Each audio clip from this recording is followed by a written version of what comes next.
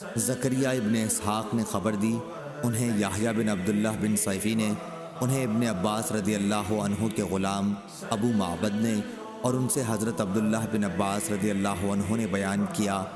کہ رسول اللہ صلی اللہ علیہ وسلم نے معاذ رضی اللہ عنہ کو جب یمن بھیجا تو ان سے فرمایا کہ تم ایک ایسی قوم کے پاس جا رہے ہو جو اہل کتاب ہیں، اس لیے جب تم وہاں پہنچو تو پہلے انہیں دعوت دو کہ وہ اس بات کی گواہی دیں کہ اللہ کے سوا کوئی معبود نہیں اور محمد صلی اللہ علیہ وسلم اللہ کے سچے رسول ہیں۔ وہ اس بات میں جب تمہاری بات مان لیں تو انہیں بتاؤ کہ اللہ تعالیٰ نے ان پر روزانہ دن رات میں 5 وقت کی نمازیں فرض کی ہیں۔ جب وہ تمہاری یہ بات بھی مان لیں تو انہیں بتاؤ کہ ان کے لیے اللہ تعالیٰ نے زکوٰۃ دینا ضروری قرار دیا ہے،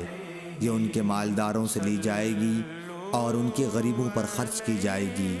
پھر جب وہ اس میں بھی تمہاری بات مان لیں تو ان کے اچھے مال لینے سے بچو اور مظلوم کی آہ سے ڈرو